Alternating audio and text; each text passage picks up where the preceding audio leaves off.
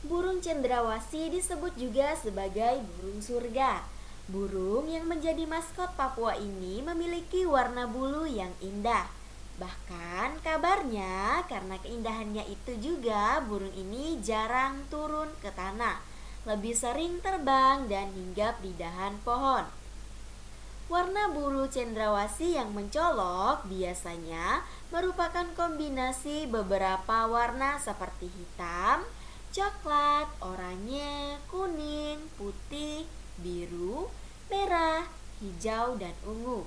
Burung ini semakin molek dengan keberadaan bulu yang memanjang dan unik yang tumbuh dari paruh, sayap, atau kepalanya.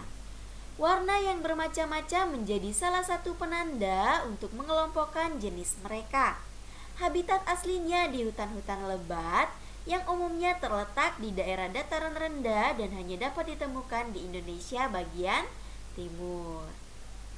Burung cendrawasih mati kawat adalah jenis yang menjadi identitas Provinsi Papua. Masyarakat di Papua sering menggunakan bulu cendrawasih sebagai pelengkap atau hiasan dalam pakaian adat mereka. Nah, keberadaan burung cendrawasih kian lama kian terancam. Perburuan dan penangkapan liar serta kerusakan habitat menjadi penyebab utama. Burung cendrawasih juga diperdagangkan dan digunakan sebagai penghias topi wanita di Eropa. Tapi kini, burung cantik ini menjadi jenis satwa yang dilindungi.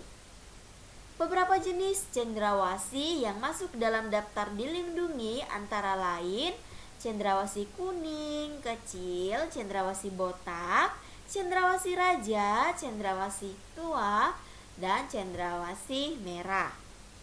Nah, jadi anak-anak dari cerita burung cendrawasih ini tadi kita akan menjawab beberapa pertanyaan. Nah, pertanyaan yang pertama, jelaskan mengapa burung cendrawasih menjadi salah satu sumber daya alam yang menjadi kebanggaan rakyat Papua dan dilestarikan. Nah, burung cendrawasih yang memiliki warna bulu indah menjadi maskot Papua. Keberadaan burung cendrawasih semakin lama semakin terancam akibat perburuan liar dan perusakan habitat.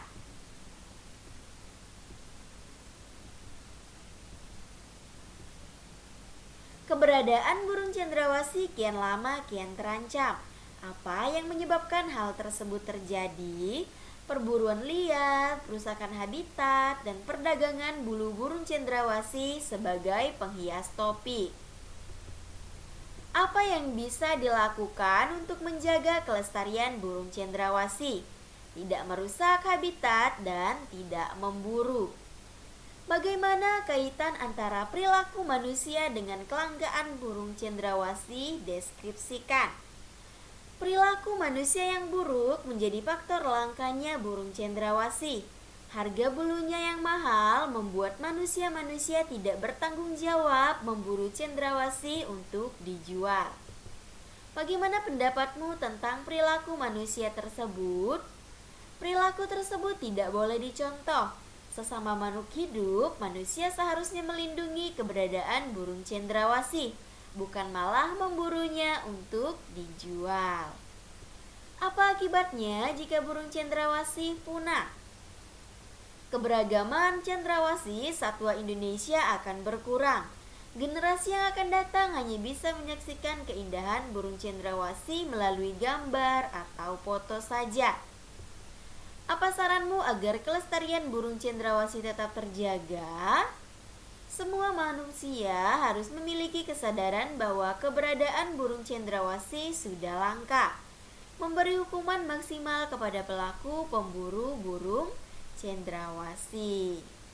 Nah, anak-anak, selain cendrawasih, masih banyak hewan lain yang harus kita lindungi. Di sekitarmu tentu banyak hewan yang menarik perhatianmu.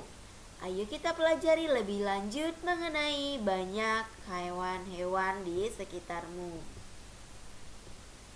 Nah, apakah di lingkunganmu terdapat kupu-kupu?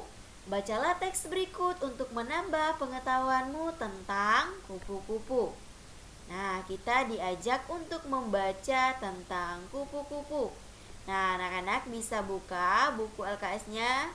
Maksudnya buku temanya itu di halaman 51, yaitu tentang kupu-kupu. Kupu-kupu termasuk dalam kelompok serangga. Kupu-kupu biasanya memiliki warna yang indah cemerlang. Kupu-kupu tidak berbahaya bagi manusia. Daur hidup kupu-kupu bermula dari telur yang melekat di daun. Kemudian matang dan menetas setelah 5 sampai dengan 10 hari menjadi larva atau ulat.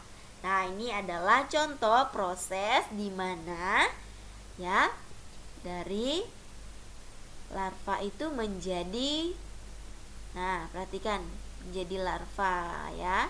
Nah, jadi larva atau ulat dari telur tadi dia menjadi larva atau ulat. Nah, kemudian setelah 2 minggu, larva atau ulat itu membentuk kepompong yang bergantung di ranting atau daun selama 2 sampai 3 minggu lamanya. Nah, setelah beberapa waktu, kupu-kupu dewasa keluar dari kepompong dan menjadi kupu-kupu. Nah, kupu-kupu dikenal sebagai serangga penyerbuk tanaman yang membantu bunga-bunga berkembang menjadi buah. Bagi petani dan orang pada umumnya, kupu-kupu ini sangat bermanfaat untuk membantu penyerbukan tanaman. Kupu-kupu hidup di dataran tinggi dan di dataran rendah. Kupu-kupu Indonesia banyak ragamnya dibandingkan dengan kupu-kupu dari negara lain. Nah, anak-anak, ini adalah contoh gambar kupu-kupu sayap burung peri. Nah, kupu-kupu sayap burung peri ini ditemukan di Papua. Nah, kemudian yang kedua, ini adalah kupu-kupu raja. Nah, kupu-kupu raja ini ditemukan di Jawa dan Sumatera. Ya, jadi ini adalah contoh dari kupu-kupu raja. Kemudian yang selanjutnya kupu-kupu trogon. Nah, anak-anak, ini adalah contoh atau gambar dari kupu-kupu trogon. Jadi kupu-kupu ini ditemukan di Kalimantan ya. Nah, anak-anak pasti pernah melihat ketiga jenis kupu-kupu ini ya. Nah, kemudian tidak sedikit penggemar kupu-kupu ya anak-anak. Nah, ibu juga termasuk penggemar kupu-kupu karena bentuknya yang unik, kemudian warna-warnanya yang indah. Jadi warnanya yang sangat indah menarik perhatian banyak orang. Oleh sebab itu, perburuan kupu-kupu sering terjadi. Hal ini tentunya sangat merugikan bagi kelangsungan hidup kupu-kupu maupun makhluk lainnya. Tahukah kamu manfaat kupu-kupu? Nah, kupu-kupu membantu penyerbukan tanaman. Hal ini tentunya bermanfaat untuk kelestarian tanaman tersebut.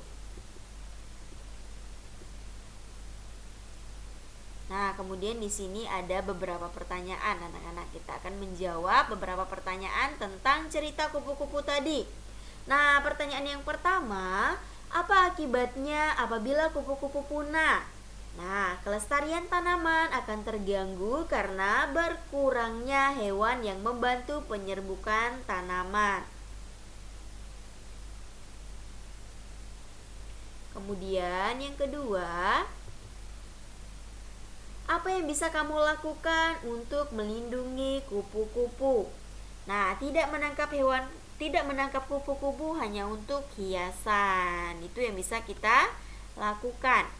Nah, kemudian yang selanjutnya, di mana kupu-kupu hidup? Jelaskan. Nah, kupu-kupu hidup di dataran tinggi dan di dataran rendah atau di daerah yang banyak terdapat tanaman berbunga. Kemudian yang selanjutnya,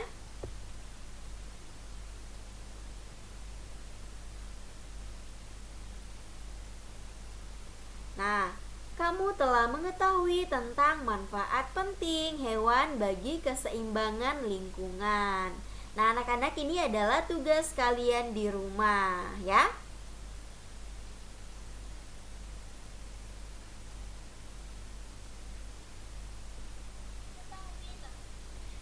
tugas kalian di rumah.